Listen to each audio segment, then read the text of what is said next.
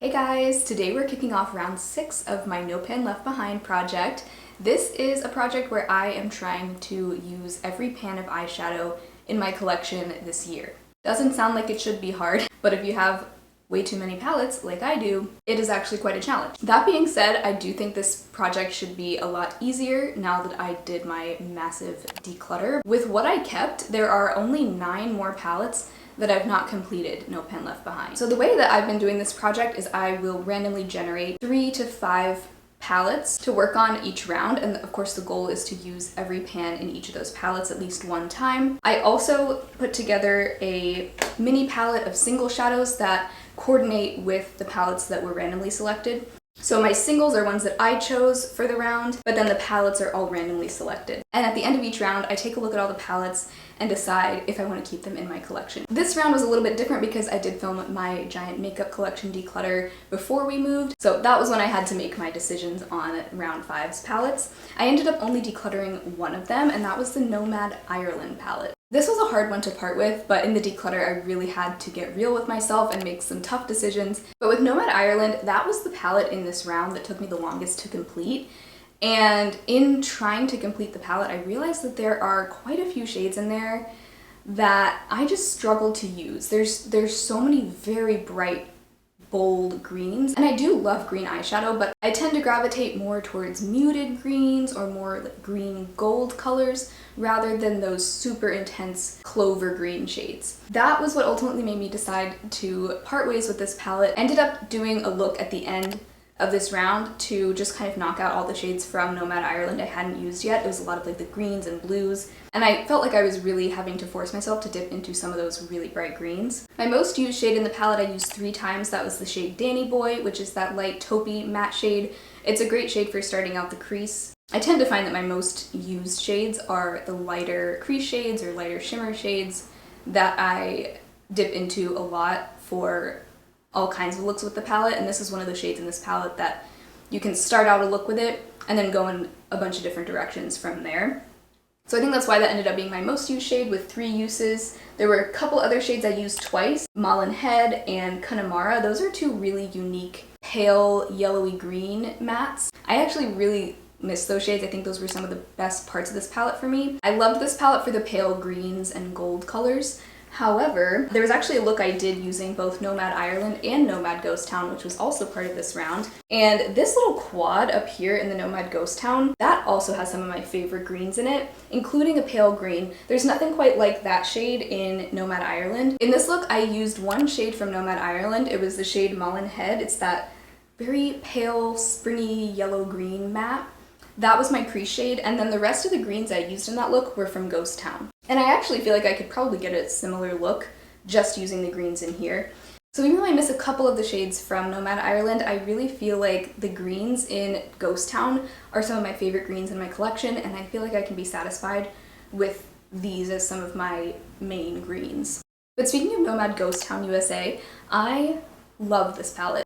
I decluttered quite a few of my Nomad palettes, but this one had to stay. This is my favorite Nomad palette, and probably just one of my favorite palettes of all time. I love it. It's so versatile. Just the perfect mix of muted shades, as well as some deeper, smokier shades.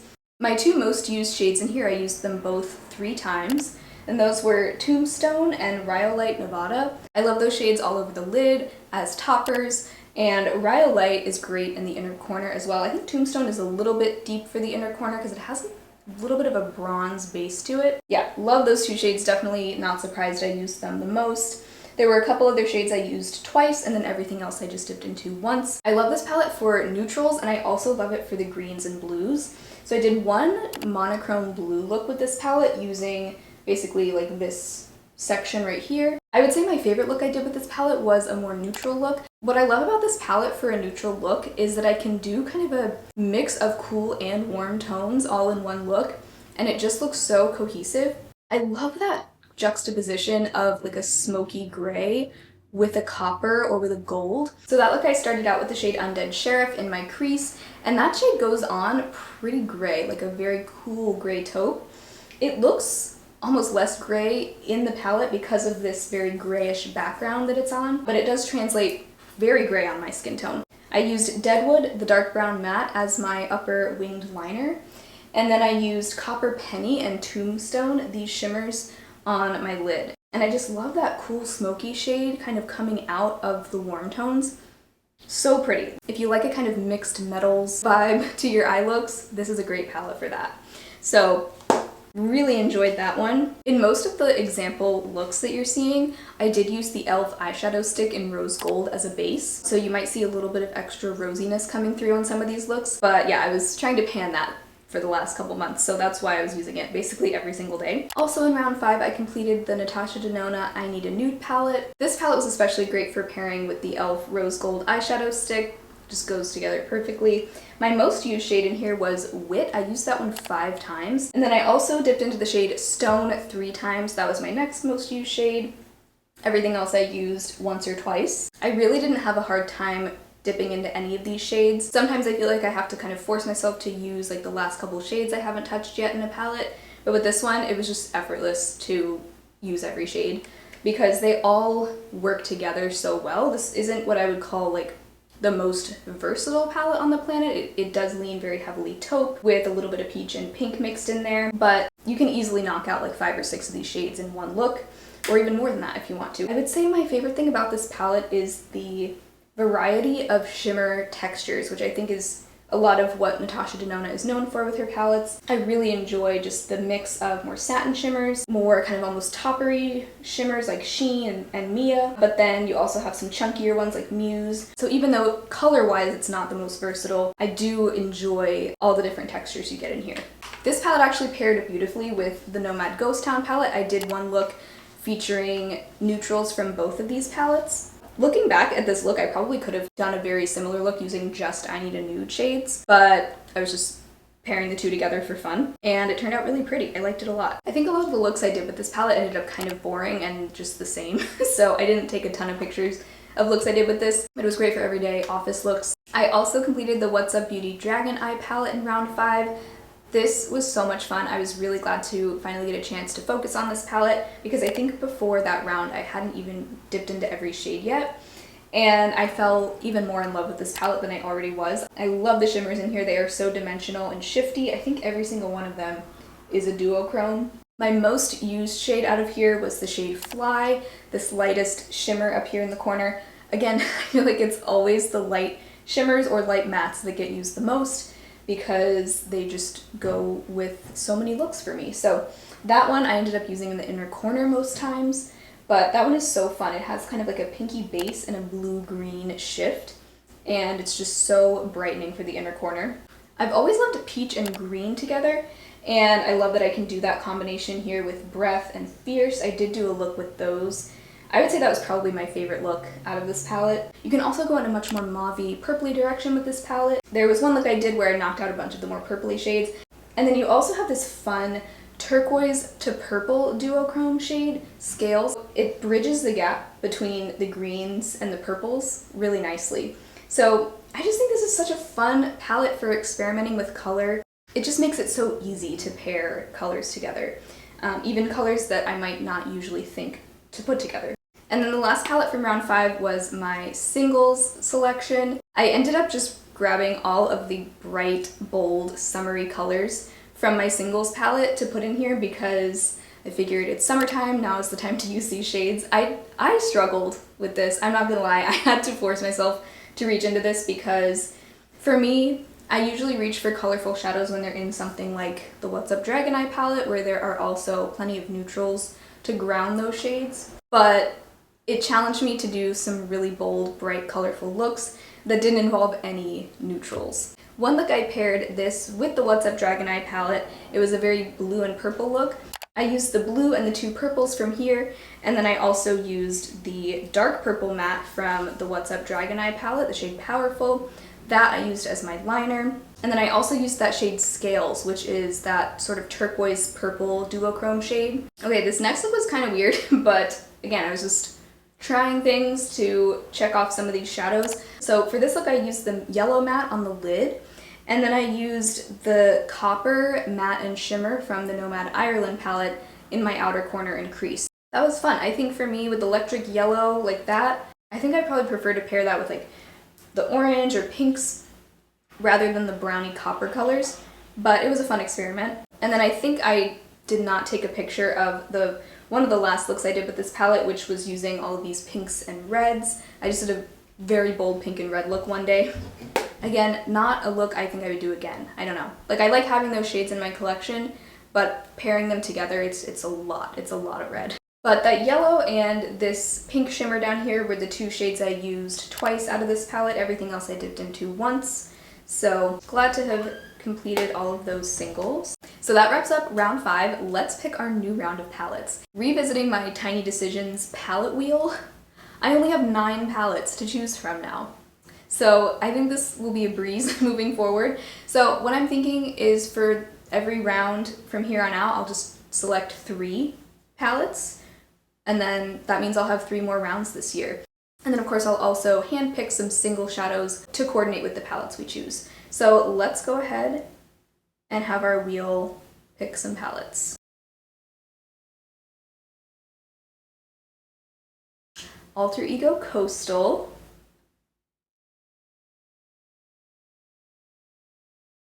Urban Decay Stone Vibes.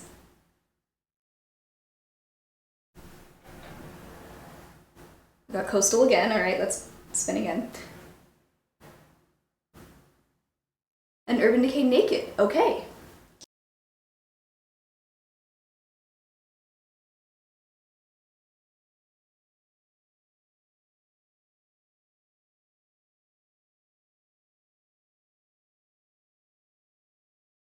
So here is Alter Ego's Coastal. This one is meant to dupe the Huda Beauty Rose Quartz palette. I'm excited to use this one. I haven't used it yet this entire year. A lot of cool tones. There's also one shade in here that kind of intimidates me, the coral shade.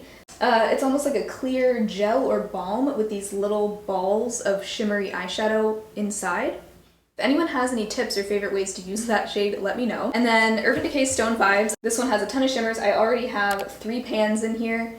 We'll see if I hit any more pans in this round, but love this one. It's very old. I think I've had it since 2020. Now that we're kind of getting into that summer to fall transition period, I think this is gonna have a lot of great tones for that. I love to wear jewel tones in the fall, and then of course there's lots of great like plummy, burgundy, golden tones that I think will be so much fun.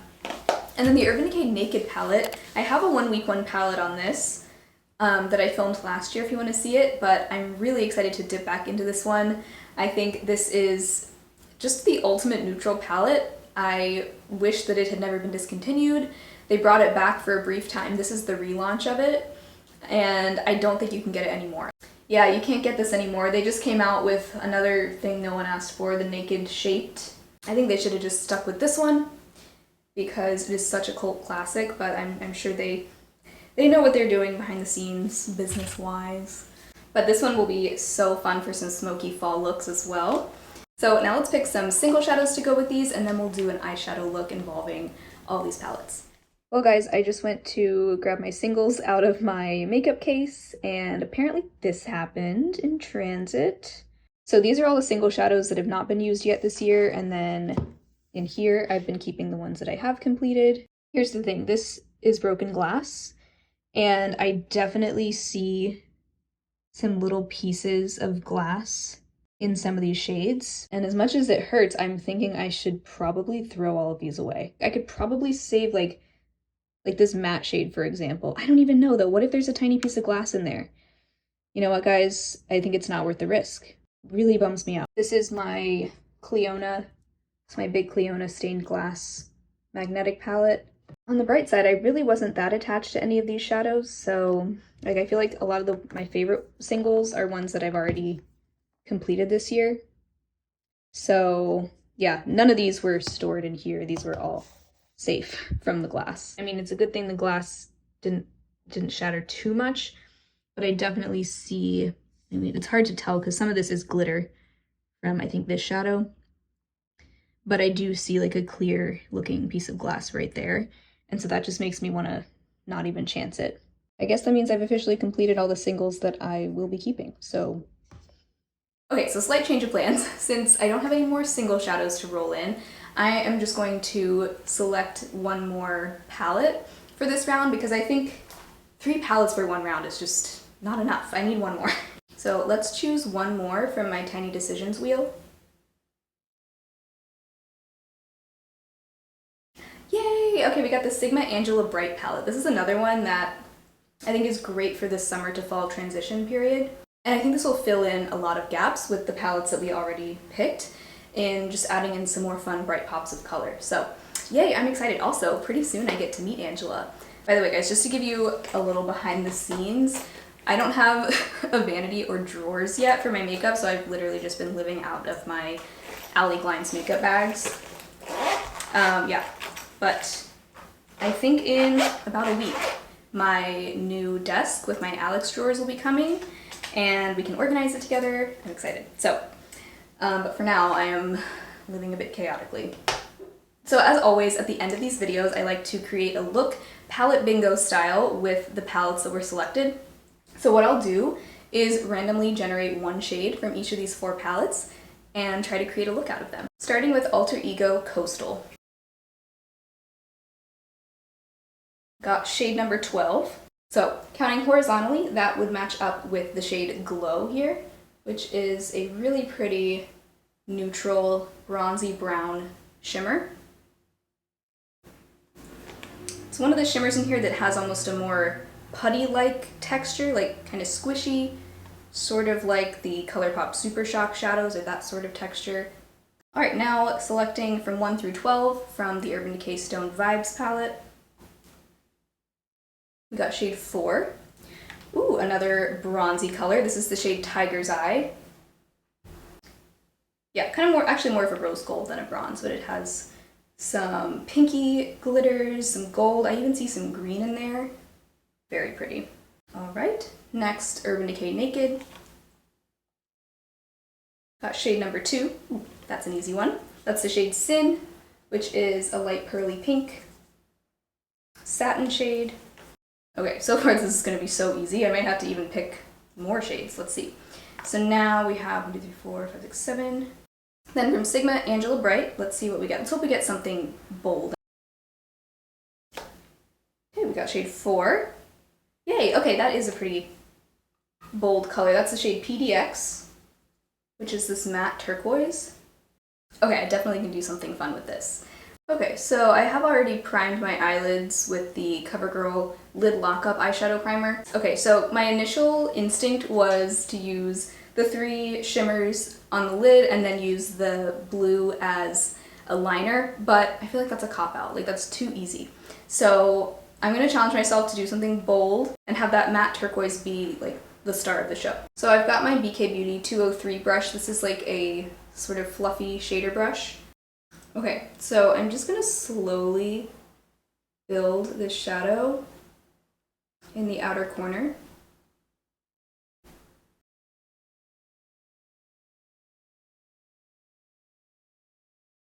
Alright, switching over to a smaller shader brush. This is the Real Technique shading brush.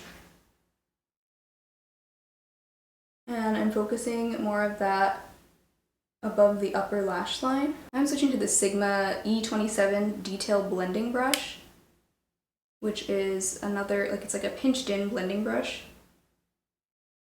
Just want to blend this out.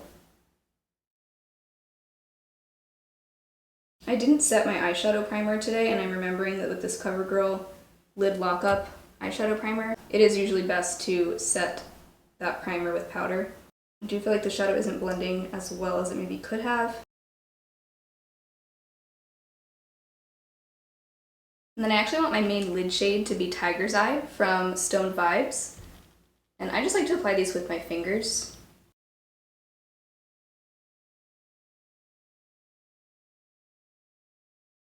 Yeah, I would say about the inner third of my lid is blank. And then I'm also taking this to overlap with that turquoise shade. Oh, I love that sparkle. This would be a really pretty holiday look. For my inner corner, I'm going to take some of Sin from Urban Decay Naked. Just taking that all the way around the inner corner on an Eco Tools Accent Shadow Brush. Then the last shade we haven't used is Glow from Alter Ego Coastal. And I actually think I want this to be my sort of smudgy lower liner. I like a light shimmer on the lower lash line a lot. So I'm taking this on an Eco Tools liner smudge brush, and I'm just smudging that all the way across my lower lash line.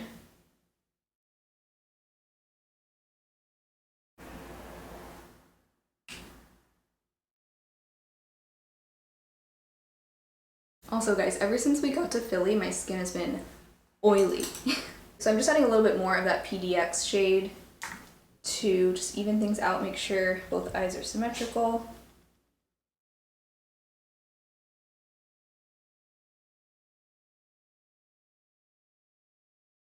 Alright, now to decide, do we need eyeliner? I think we could use some brown liquid liner. On the top, I'm just going to do a wing with the Fenty Fly Liner in Big Truffle.